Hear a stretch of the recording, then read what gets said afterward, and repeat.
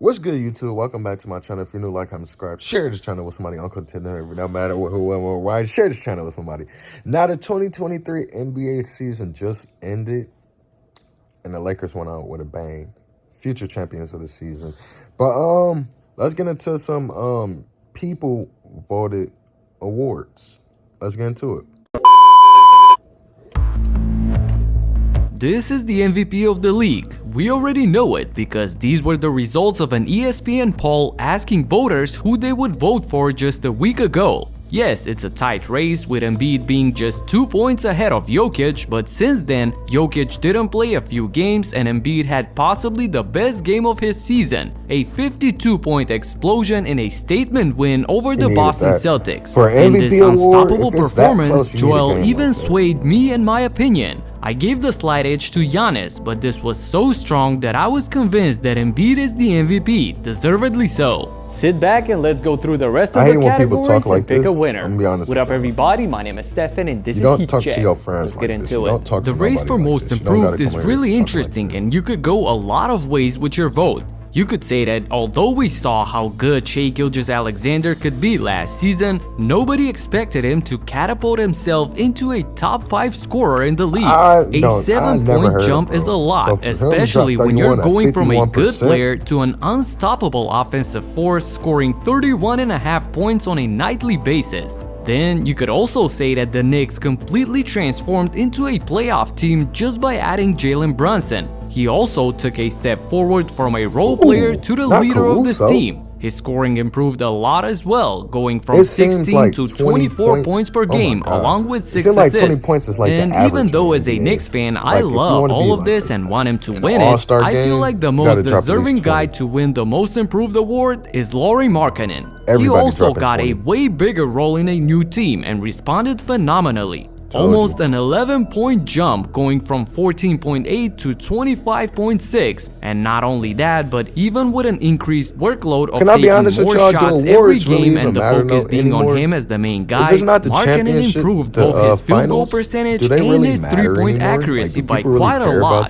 Both him and the Utah Jazz have been a great story this season, and I think that Lauri is extremely deserving of this award and will win it. Another guy on this Jazz team who is going to get some recognition is Walker Kessler for the Rookie of the Year award. I personally love how great of a worker he is. A great defensive presence for Utah with almost 2.5 blocks per game. And because of his size, the 9 points per game come at a 72% from the field. A lot of dunks and putbacks. But in this category, we have a clear winner, and that is of course Paolo Banchero. Orlando got a beast in him, producing 20 points and 7 rebounds on average. A terrific start to his NBA journey, and the future is bright for the Magic, who are a team on the rise, and we could see that even this season. They'll definitely be in the play-in mix next year. Another category with a clear winner is Coach of the Year. And without a doubt, that goes to Mike Brown, who inserted a winning culture and shocked the entire league by taking this team to the top of the West when literally nobody expected that to happen.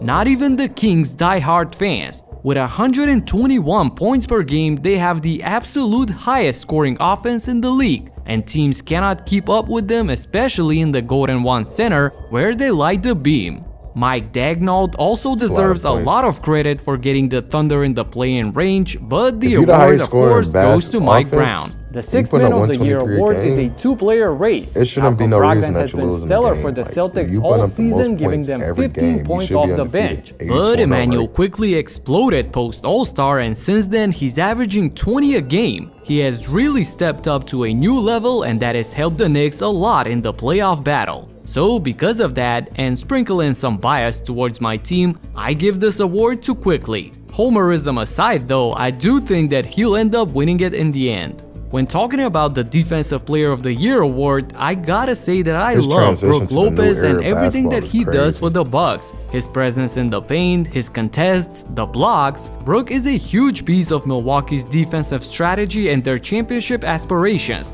The fact that this team has 2 guys in this race along with Giannis is frightening, and in my opinion, that makes them the championship favorites. Having said all of that, from everything that I've seen and heard around the NBA, it does seem like Jaren Jackson Jr. will win it, and it's not a bad pick either, leading the league with 3 blocks per game. What are your picks for the awards? I can give you all my picks right now. That's it for now. Subscribe and talk to you in the next MVP one. LeBron. Peace out. Finals MVP LeBron. All-Star For MVP NBA LeBron. YouTuber of the year, Sixth man you know of the year who to LeBron. vote He for. came off the Peace. bench this year, right? Defensive player of the year LeBron. Scoring champion LeBron.